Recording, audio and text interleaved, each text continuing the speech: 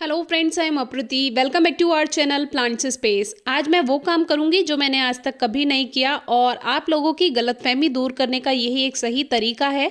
जब हम प्लांट्स लगाते हैं तो गार्डन में तरह तरह के जीव आते हैं। उसमें बहुत तरह के जीव हो सकते हैं, सांप, बिच्छू, कान खजूरा, गिरगिट, छिपकली, गिलहरी, तितली, चिड़िया सब आते हैं। तो एक तरह से हमारी जो प्रकृति है बायोडाइवर्सिटी के लिए बेस्ट है। जैव विविधता हमारी प्रकृति में आपको देखने के लिए मिल जाएगी, तरह तरह के जीव। उनमें से ये एक है, ये गिरगिट कहते हैं हम इसको नॉर्मली, लेकिन ये ओरिएंटल गार्डन लिजार्ड होती है जो कि ये हार्मफुल नहीं होती है, कोई नुकसान नहीं पहुंचाती है।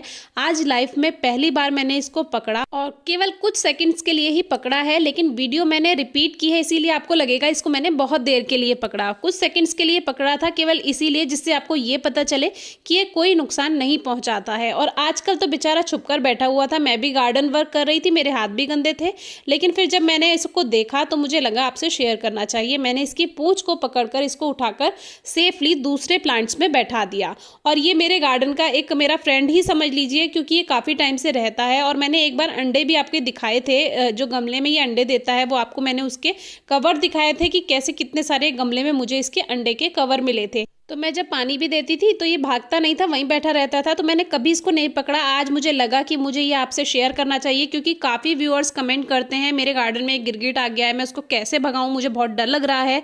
तो मैंने आपसे सोचा कि ये चीज़ शेयर करनी चाहिए कि आपका डर दूर हो। ये एक कॉमन लिजार्ड है जो कि गार्डन में नॉर्मली पाया जाता है। ये पॉइजनस नहीं होता है, जहरीला नहीं होता है और हमारे ह्यूमन के लिए, इंसानों के लिए बिल्कुल भी खतरनाक नहीं है, बल्कि ये हमारा दोस्त है। क्योंकि ये गार्डन से जितने भी इंसेक्ट होते हैं उनको दूर करता है, उनको खा जाता है, कीड़े मकोड़े खाता है। और इसी तरह से हमारे जो पेड़ पौधे हैं वो साफ सुथरे रहते हैं, कोई इंसेक्ट उसमें कीड़ा मकोड़ा अटैक नहीं कर पाता। तो एक तरह से ये हमारा फ्रेंड हुआ ना, तो आपको इसको भगाना नहीं है, मारना नहीं है।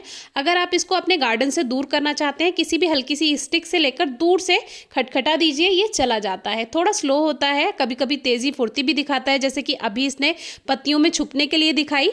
तो इस तरह से कभी कभी फुर्ती दिखाता है। आजकल तो सर्दियाँ चल रही हैं, छुपकर बैठा हुआ था, मैं गार्डन वर्क कर रही थी, मेरे हाथ गंदे थे, फिर भी मुझे लगा कि आपसे वीडियो शेयर करना चाहिए। तो अभी देखिए मैंने इसको कुछ सेकंड के लिए पकड़ा था और वापस से इसको प्लांट्स में बैठा दिया और इसने कोई नुकसान नहीं किया। सर्दियों में जैसे रेप्टाइल दूसरे होते हैं, जैसे सांप वगैरह हैं, तो उनकी जो खून होता है वो ठंडा हो जाता है, तो वो थोड़े से सुस्त हो जाते हैं। वैसे ही ये भी रेप्टाइल है जो कि थोड़ा सुस्त हो जाता है, सर्दियों में छुपकर बैठता है। छिपकली भी आपने देखी होंगी, ऐसे ही सर्दियों में छुपकर बैठती हैं। तो वो हुआ हमारा एक टॉपिक। और दूसरा टॉपिक आपसे शेयर करेंगे, लेमन प्लांट में फ्लावरिंग शुरू हो गई है, जबकि अभी जनवरी की ही शुरुआत हुई है। तो अभी मैंने क्या किया, पहले भी मैंने आपसे लास्ट ईयर वीडियो शेयर की थी, अभी मैंने प्लांट की कटिंग कर दी है और इसको शेप देने के लिए मैंने इसके स्टेम को भी क्लीन किया है। ये जो नींबू वाला पौधा था मैंने एयर लेयरिंग से तैयार किया था और अब ये काफ़ी हेल्दी हो चुका है। इसके स्टेम को लंबाई देने के लिए मैंने इसके नीचे की ब्रांचेस को कट किया और हल्की हल्की कटिंग प्रूनिंग भी कर दी है, जिससे इसकी शेप अच्छी आए। इसमें मोटी मोटी ब्रांचेस नीचे की तरफ ही थी, पूरे स्टेम के पास ही। अब देखिए स्टेम इतना हेल्दी हो चुका है, आप मेरे हाथ से ही अंदाज़ा लगा सकते हैं कि इसका स्टेम कितना हेल्दी हो चुका है। यहाँ पर इसकी हेल्दी ब्रांचेस थी जो कि काफ़ी मोटी मोटी ब्रांचेस थी, वो मैंने कटिंग कर दी क्योंकि मुझे इसके स्टेम को हेल्दी बनाना था। और अभी बिल्कुल सही समय, आप जनवरी फरवरी में काम कर सकते हैं, बल्कि फरवरी से पहले ही नींबू के पौधे में ये काम कर लीजिए, क्योंकि फिर इसमें फूल आएंगे और फिर इसमें फल बनेंगे। और अभी से आप खाद भी मिला सकते हैं मिट्टी में।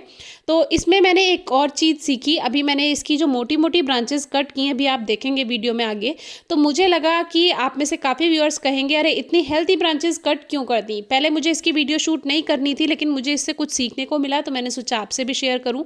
देखिए इतनी हेल्दी ब्रांच थी, तो ये मैंने कट की क्योंकि मेरा प्लांट का जो स्टेम है वो हेल्दी होना चाहिए। प्लांट का स्टेम हेल्दी होगा, क्लीन होगा, तो ऊपर की तरफ प्लांट फोकस करेगा ग्रोथ करने में। जबकि इसमें कुछ टहनियों में फूल भी आने लगे थे, लेकिन मैंने उसका बिल्कुल लालच नहीं किया। और ये काम करते करते मुझे एक लाइफ लेसन भी मिला है, एक सीख मैंने सीखी है कि हम भी इस प्लांट की तरह ही हैं। हमारी हेल्दी ब्रांचेस हैं, लेकिन कभी कभी हमें उन हेल्दी ब्रांचेस को कट करना पड़ता है। भगवान हमारा एक शेप देने के लिए जो हमारे पे मुसीबतें डालता है, तो जो साइड की ब्रांचेस हैं, जैसे मैंने इस प्लांट की कट कर दी, जबकि वो हेल्दी ब्रांचेस थी, लेकिन प्लांट को हेल्दी बनाने के लिए उसको ऊपर की तरफ फोकस करने के लिए वो ब्रांचेस काटना ज़रूरी था। तो वैसे ही भगवान भी हमारे साथ करते हैं। तो कभी भी परेशानी आए तो उसमें ये नहीं सोचना चाहिए कि ये परेशानी मुझे क्यों मिली। हम भी प्लांट को ऐसे ही चलने दे सकते थे, लेकिन उसकी अच्छी ग्रोथ के लिए कटिंग प्रूनिंग करना ज़रूरी था। ऐसे ही हमारी अच्छी ग्रोथ के लिए परेशानियों का आना भी ज़रूरी होता है, अच्छा समय जल्दी ही आ जाता है। तो ये लेमन प्लांट और मेरी सीख आपको दोनों को याद रखनी चाहिए। अगर आपके पास लेमन प्लांट है तो अभी उसकी कटिंग प्रूनिंग कर लीजिए, खाद मिला दीजिए। कोई क्वेरी हो तो पूछिएगा। Thank you.